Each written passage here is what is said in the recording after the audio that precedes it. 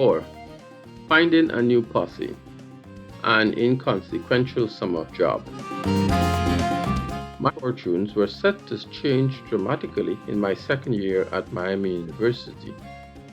At the end of my first year, the foreign student advisor, Mr. Don Nelson, who was also the soccer coach, asked me how I intended to pay for the second year. I told him I had no idea, but secretly I was harboring this grand idea of coming to New York City and getting a summer job to pay for the next year's tuition. The myth in the USA was that one can easily find a job during the summer to earn enough money to pay for college tuition. I was missing a central part of that myth. It was that if you found a job that was very remunerative, you could continue working on that job while continuing your education as a part student and a part-time worker. Incidentally, modeling was only applicable if you were going to a school in the same city as your job. It was the summer of 1965 when I got my first job at the soda fountain of Nathan's of Yonkers, one of the more popular fast food outlets at that time. The way in which the summer job market worked in Upper Harlem was that you listed with an employment agency who would find a job for you. You were then required to sign an agreement to pay that agency 60% of your first 2 weeks' earnings, after which the entire pay will be all yours. There was always the risk that after the third week you could be fired and thus redirected back to the employment agency in search of a new job. It was a subtle racket. At this stage of my exposure to Western civilization, even a small summer job can become a learning experience. Now, the average high school graduate in the USA is usually familiar with any local soda fountain. That's why the easiest job for a high school graduate was at a soda fountain. My first little job at Nathan's ice cream counter was to become an experience in itself. I was amazed by the wide array of ice cream colors. In Georgetown, we had 3 colors that represented the flavors of ice cream: vanilla, chocolate, and strawberry, and they were easily recognizable. My first challenge came when this woman ordered a cone of pistachio ice cream. Pistachio? Maybe it's the pink one. No, I didn't say cherry vanilla, I said pistachio. Oh yes, ma'am, that is right, you did say pistachio. Maybe it's the yellow looking one? No, stupid, the green one. Oh, you mean pistachio? Like if I always knew. Sure, ma'am. While I did learn to recognize 4 new flavors, I'm sure that I inadvertently convinced that fat white lady that a Negro waist was really stupid. To avoid any outbreak of hostilities with customers, the boss moved me from there to the hamburger grill. Frying the hamburger patties on the grill and placing them on the bun for the customer should be no challenge. I simply placed the patty on the grill and turned it over when it looked done. The boss checked in. How are you going, Al? Pretty good, sir. Just the fire keeps flaring up every time I put the patty on the grill. What? Now there is a piece of paper under the patty that is used to separate them. You have to remove the paper and then put the patty on the grill. I was trying to grill both patty and paper. All of that drama still did not get me fired. By the end of the summer, I was a champion on the grill with my characteristic shout of "Let 'em in, let 'em out," just to keep the line moving. One afternoon, this lady was taking her time moving out of the line, and I shouted, "Lady, will you please move on?" "Alan," came the response. "Mom, what are you doing here?" She and a group of her friends had come to see me in operation. How nice. The IIE Award. At the end of the summer of 1965, I received a communication from the secretary to the foreign student advisor asking if I had any sponsors for my second year tuition. Needless to say, My summer job was exciting, but savings from it were in no way commensurate with the common tuition bill at Miami University. I hadn't even saved enough money to buy the train ticket back to Oxford. I told the secretary that I had no sponsors. She then replied that they were recommending me for a scholarship from the Institute for International Education. The Institute of International Education? Okay, but what is that? The Institute of International Education, IIE, was a 501c organization which focused on international student exchange, aid, foreign affairs, and international peace and security. The organization claimed that its mission was to, I quote, build more peaceful and equitable societies by enhancing scholarship, building economies, and promoting access for opportunity. By now, I had learned to be wary of institutions with names that can't really tell you what they're about. International education? What is that? In the federal law of the United States, a 501c organization was a non-profit organization exempted from federal income taxes. Such organizations can receive unlimited contributions from individuals, corporations, unions, etc. In 1960, 501c organizations were not even required to disclose their source of funding. The unofficial story behind this IIE program had a different twist in its origin, and it had nothing to do with peace and development and all that stuff. It had everything to do with international politics, African politics to be sure. By 1964, the US State Department was becoming alarmed about Kwame Nkrumah's regime in Ghana. Nkrumah had just pushed through a constitutional amendment making Ghana a one-party state and was no longer presenting himself as a willing ally of Washington. It so happened that Nkrumah had spent 12 years abroad pursuing higher education, developing his political philosophy, and organizing with other diasporic Pan-Africanists for the independence of Ghana. What was of concern were the statements that Nkrumah had made about his difficulties in getting an education in the USA. The department had become convinced that the foreign students with a greater capacity to become future leaders in their country were not those whom the governments had sponsored with fat bursaries to study in the USA. Rather, they were more likely to be the Nkrumahs, fighting to make it on their own in US institutions of higher learning.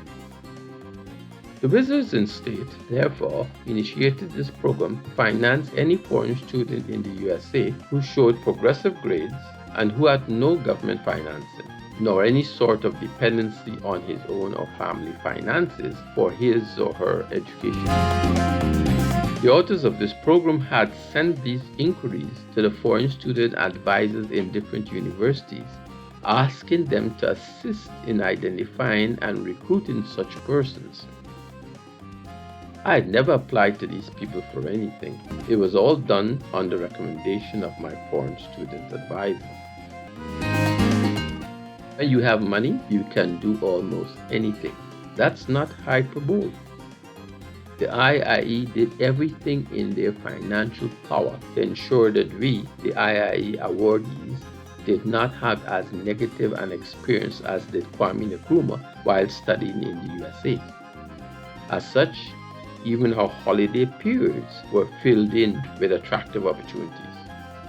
Christmas 1965, we attended with other IIE grantees a special course just after Christmas at Michigan State University's Center for Social Change. Summer 1966, we attended Montana State University for summer courses and went camping in Yellowstone National Park.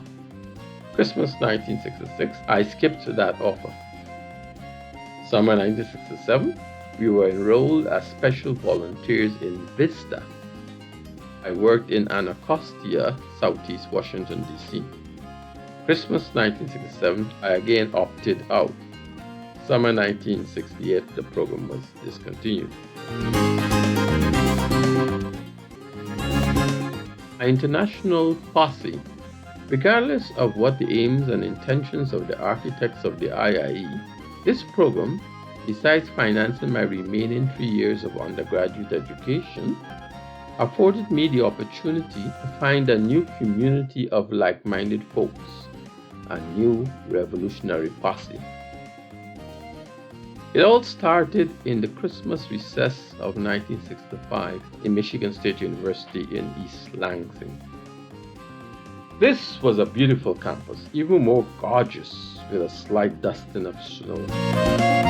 The IIE had decided, in their own wisdom, to expose this crop of captured foreign students to a course on the different theories of social evolution, not revolution, and change.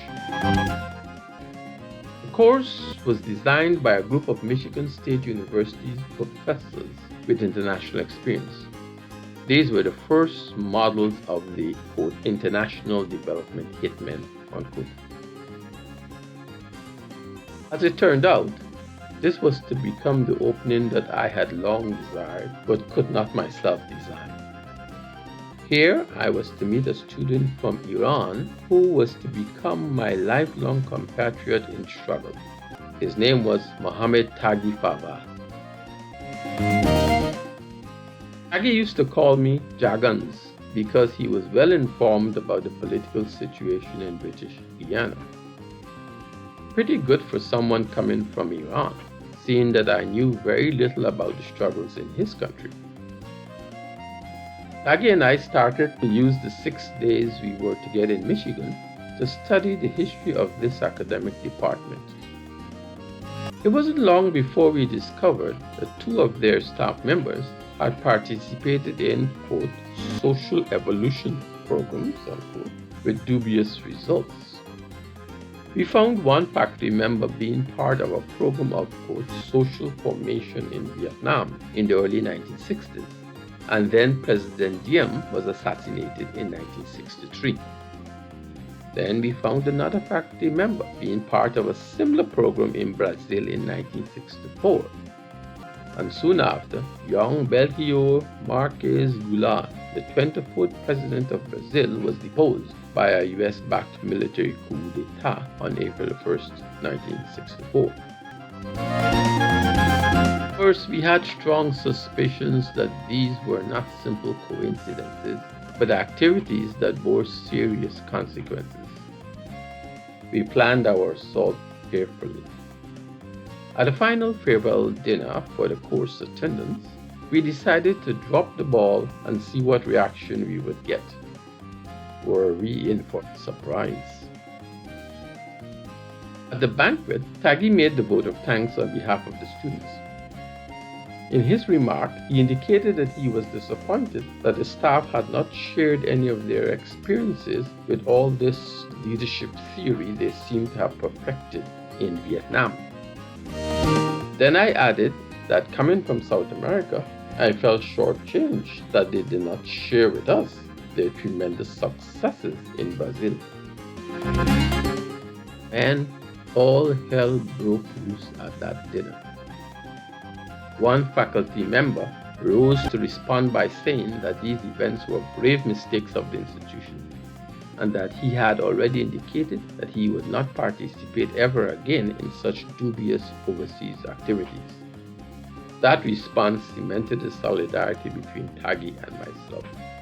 From now on, we had work to do, that is, to save ourselves and others from this IIE business. Summertime in Montana. Following summer 1966, I participated in the IIE summer program at Montana State University. I thought Taghi may have been there and that we would have done some more strategizing, but he did not attend. This became a summer vacation in which I took some courses in economics at the university, attended rodeos in Billings, Montana, and went with a small group on a fabulous camping trip 3 days in Yellowstone National Park. Two things stood out from that trip. I remember how cold the streams were from the melting of the snow in the mountains. We used to put our beards in the stream just to get them cold. The second was the idea that if while sleeping you should feel something snipping at your toes, just don't move because it could be a bear. Just play dead. Well, it so happened one night, as we were all sleeping around the embers of our campfire to keep warm, I felt something touch my toes. I froze in place for a couple of seconds, playing dead. Then the thing at my toes was quickly getting very hot. "What the shit?" I shouted and startled everyone. The embers had caught my socks on fire. After that night, I was ready to get back to my dormitory room at Montana State University in Bozeman. A Vista volunteer in DC. The third IIE capture was one with a major difference. I don't ever recall the IIE doing any survey of us grantees as to whether we were enjoying our student stay in America. I do remember voicing sometime that we were being exposed to a glorified side of America, while most of us, who were ourselves black, knew of the terrible conditions under which black Americans lived. The program architects were quick to respond and went to work again, devising a plan to have us safely exposed to this other side of America. It was the summer of 1967.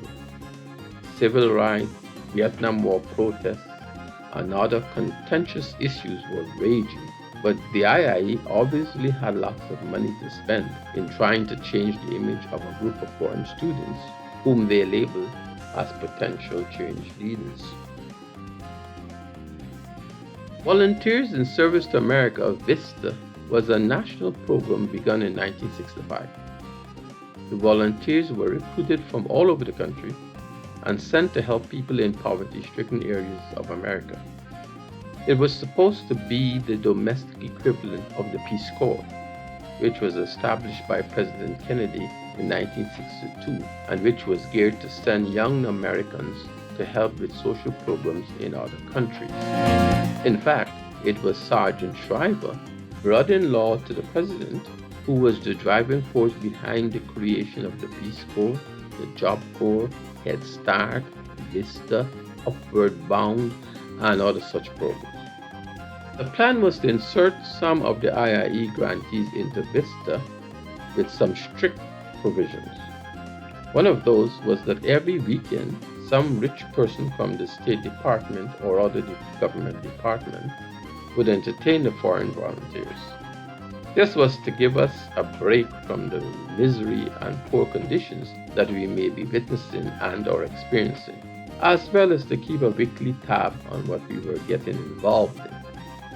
As was said to us, the State Department did not wish the press to be showing some radical foreign student which the State Department had inserted leading a demonstration in a year. On reflection, this second concern was not far off the mark. My sojourn into VISTA had been the subject of an article in the local Miami University paper upon my return.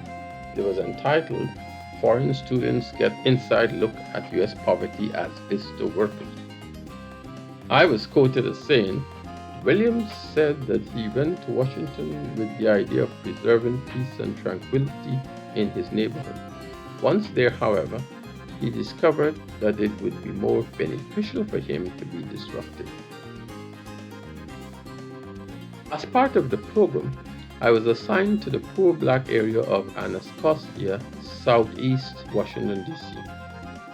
I lived with a family whose son was just about my age, so we got along very well. I slept there, had all my meals, and limed with my brother in the neighborhood.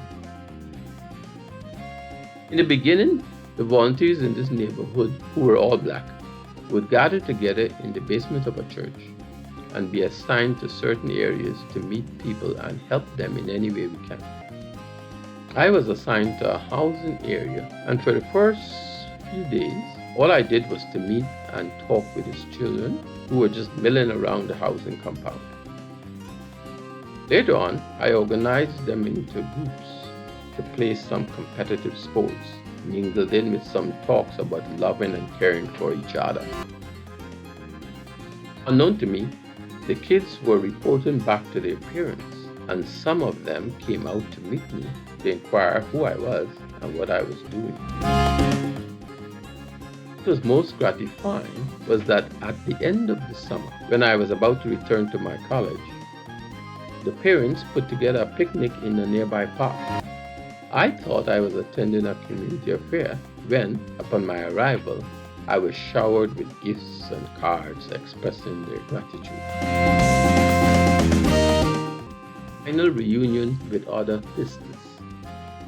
The big event in my tenure in Anacostia came about a few weeks before the end of the summer. It seems that the office that was responsible for the IIE students in the nation's capital kept reporting that they were missing a student and were becoming alarmed at his continued absence from the monitoring meetings. It so happened one day when we were touching base with our group leader in the church basement that he just mentioned, "By the way, the head office keeps sending me messages asking if I have any foreign students in my group. I don't know why they keep doing this." I then raised my hand and said, "Sir, I am a foreign student." He looked at me. "Al, you are a foreign student? What does that mean? Do you know that you are supposed to attend some Saturday afternoon session at some place every week?" I told him I did not know that. They never told me.